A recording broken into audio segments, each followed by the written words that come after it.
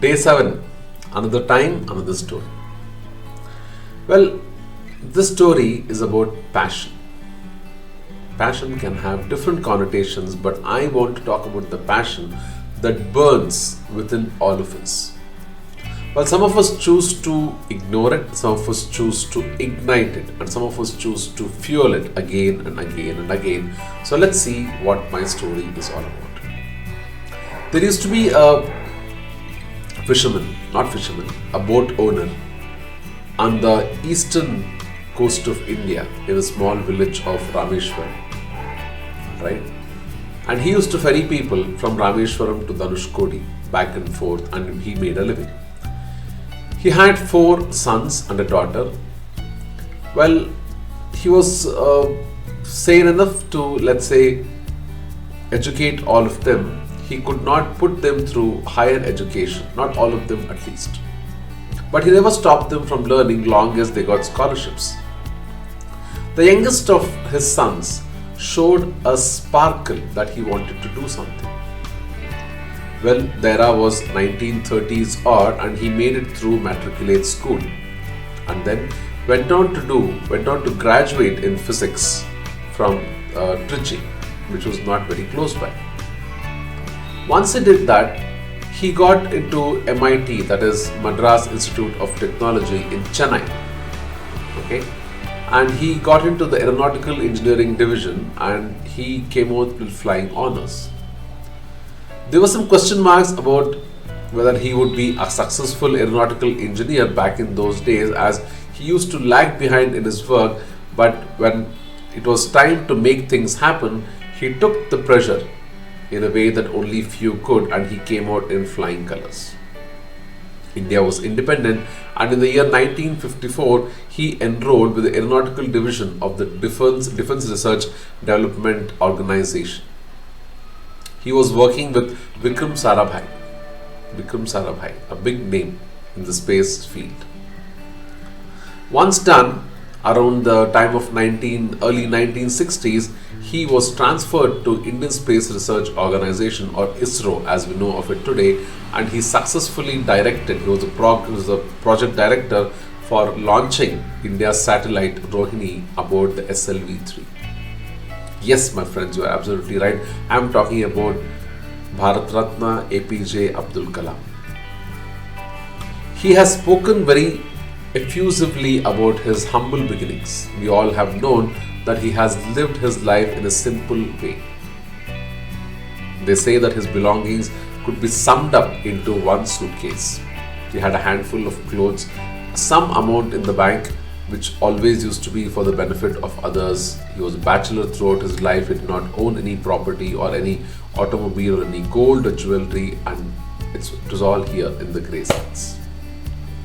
So if a person who did not earn anything could rise to that level, what must have got his grey cells going? What must have fueled his desire? What must have led him to achieve that? If you can rule out everything else, that is materialistic pleasures, okay, the only thing that you're left with is his passion to make a difference to people.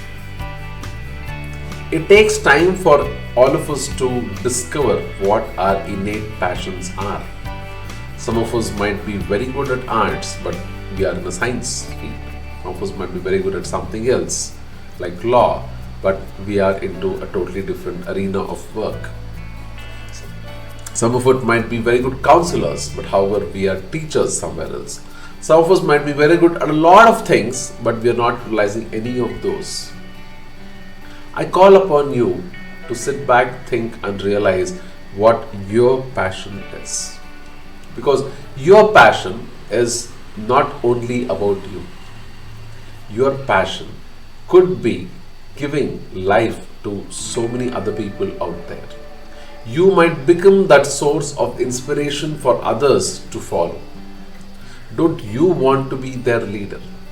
Don't you want to be somebody who inspires them to follow their path, their calling? And who knows, you could be the top part, the top chain of a huge chain reaction. you could be setting it all off just by following your passion. Of course, in life, as it goes through many a tipsy-turvy journey, we do follow different things. One for a livelihood, one to satisfy others, one as a part of a job.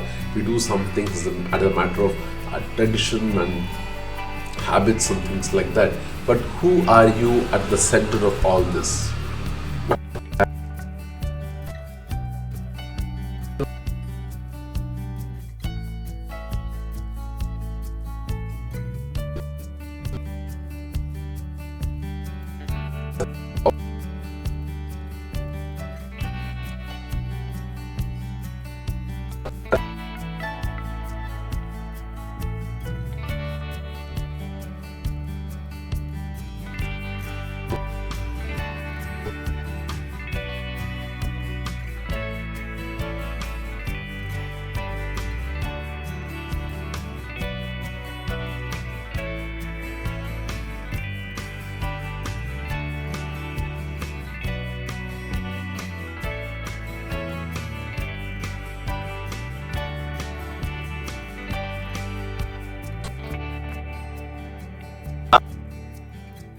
On its head, isn't it?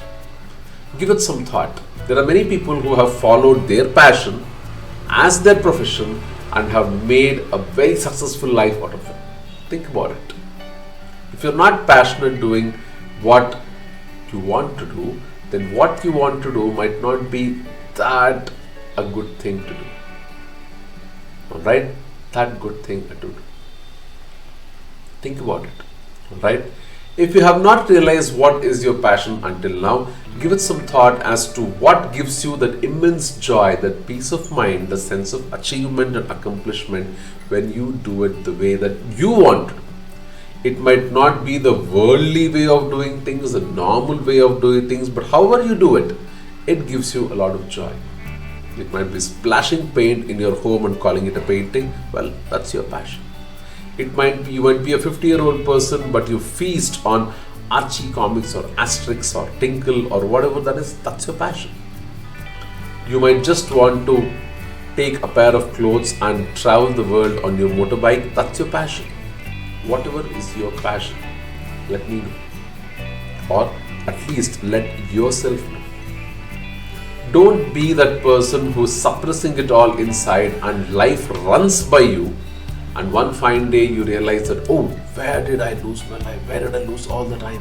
I wanted to do this, I wanted to do that, and I don't have any time now. I'm old, or I don't have any money, or something like that.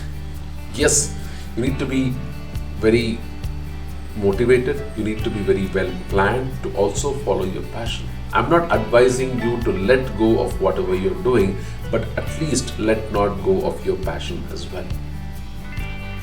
Alright? I hope that after this video, you go back, sit with a mug of coffee or tea or whatever you choose to, and think of what makes you so much more happy. What gives you that immense joy? What gives you that sense of satisfaction and accomplishment? That, my friends, is your passion. Find it, fuel it, and keep it burning for a happy life for years and years to come.